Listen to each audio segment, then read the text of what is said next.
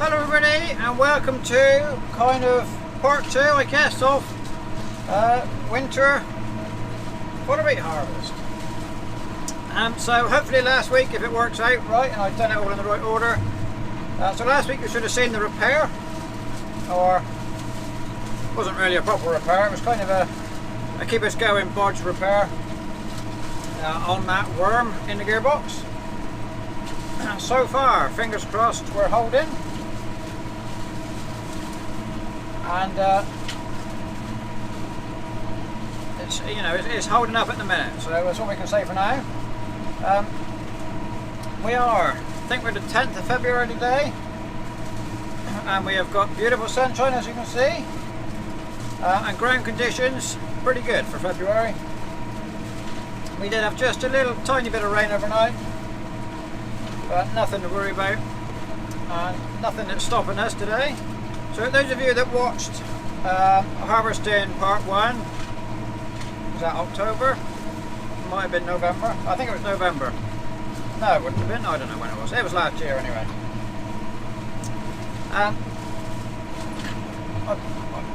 I suspect I probably mentioned it in the video.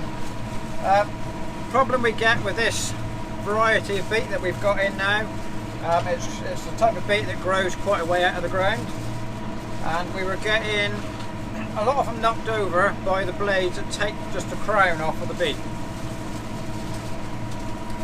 And you know, it's a common problem. We've had it ever since we've had this machine, really. And people often say, take them scalpers off out of the way, you don't need them. And my answer to that has always been, I don't like too much leaf going into the pit or into the clamp. When we're storing all winter, we find if there's too much leaf going in, it can heat up. And we don't want heat generating in the clamp. But today, I've tied them up to see what happens. It's always a bit easier harvesting kind of late in the season, we'll call it that. It's early in the year, but it's late in the beet season. It's always easier to harvest now because naturally over winter the leaves die down to kind of half the size they were in probably October, November time. So it's easier to harvest anyway. So we are going to see what happens. If that little bit, it's not a leaf as such because they've got a pre-topper on there, takes the worst of the leaf off. And then it leaves kind of this much stalk. So there's no actual leaf going in the clamp, it's just going to be some stalk. So we've tried it, we'll see what happens. Following advice as to what others have said. And it's certainly making a difference with regards to harvesting and wastage, which is good. But like I said, the concern has always been wastage within the clamp. So that's a bit of an unknown at the minute.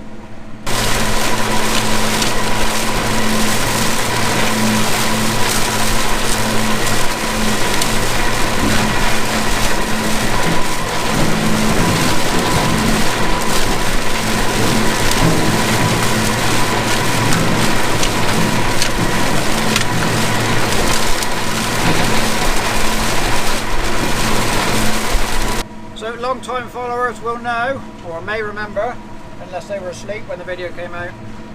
Last year we upgraded our drill from 5-row to 6, because in the past harvesting 5-row behind a 5-row drill with a 2-row machine, every so often you're crossing the drill and it doesn't really match up.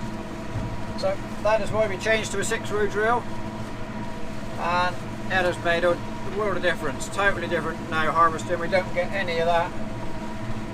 We don't get any of that cutting in half of that 1 row where the drill was just not driven quite right. Weed control last year was pretty poor, it has to be said. Whether that was the season, it was quite a damp growing year, but doesn't seem to have held back yield, all this weed. But it made for tricky harvesting in the autumn, and it's not too bad now. A lot of it's died off, but the stalky bits are still there.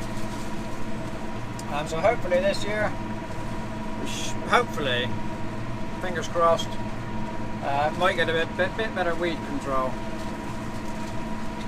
all depends on the growing season and kind of the timeliness of sprays and stuff like that.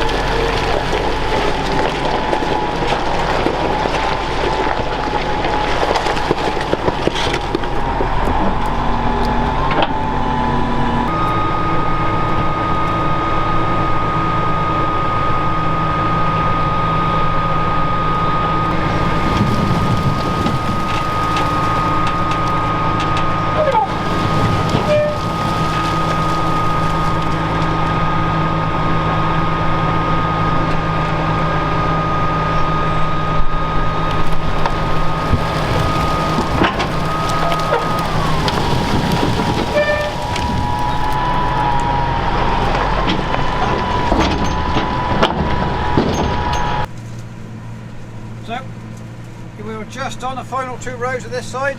We've still got some short runs over the far side of the field to do. But when we drill in the spring, what we do, once we've done the headland, we start drilling on the longest straight side. Then we kind of work till the middle-ish, and we skip out 1 row of drilling. So we do kind of 6 rows empty in the field all summer. Just makes it so much easier come harvest time. To drive down that undrilled row when we're striking out the harvest. It gives you you get a nice clear line to follow, and you drive over it anyway, so there's no point growing it and driving over it, so we just don't grow it, and then you get a nice edge to follow when you're striking out down the middle. It's probably not the proper way to do it. I dare say all the professional sugar beet growers don't do it that way, but we do. So yeah, we are. This is the last run of this side, and then we're going to go over, finish off the short runs over the far side. So there you can see up ahead the weeds we were just talking about. Down here is not too bad, but way up there on the short runs, yeah, that's the problem we had last year. And I guess I just ought to mention we did just drive past a muck heap we left in the field last year. Some people noticed it in the drilling video. It was just we stacked up more than we needed, so we've left it over the summer. We did actually spread some of that in October or November. I think it was November. The day before we were harvesting in the dry weather in end of last year, and then the harvester broke. We've explained all that in the fixing the harvester video. But we had one day where we finished the harvester and it broke. We had one more dry day before the rain came, so we did have a little bit of spreading on that heap. Then we spread it onto some grassland next door, and we filmed it, and that was the video where we had a total sound failure. So the video obviously never got used. So, but anyway, that's the reason for the bit of muck heap left. It will get spread fairly shortly now.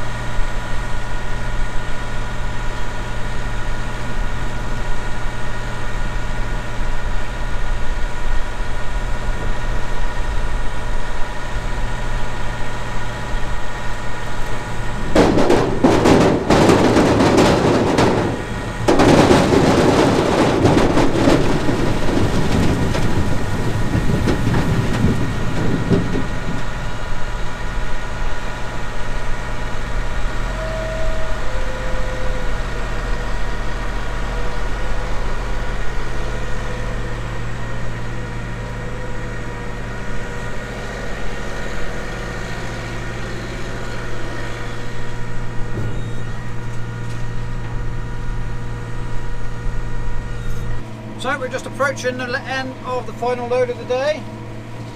I have to say, lifting up those scalping blades certainly made it less wasteful. Although with this bit of weed that we've got, it's not so easy to see where I'm driving, because when you get the top of the beet cut off nice and clean, you got that little white bit to see. So I guess it's better in the long run. In the whole grand scheme of things, it's obviously we're wasting less as long as we don't get any waste in the clamp. So that's the only little concern we got. But we didn't get finished. We've still got a bit more harvesting to go. But tomorrow we're going on to start the preparation for this year's fodder beet crop. So this one's not even started. This one's not even finished yet. And we're already starting for next year, or this year now. So that might become next week's video, it might not, I don't know yet. You could subscribe, if you wanted, and then you'd find out what's happening next week. So we'll just tip out this last load, and that will do for today. So I will say thank you very much for watching. Don't forget to subscribe and comment and all that. And we'll see you next time.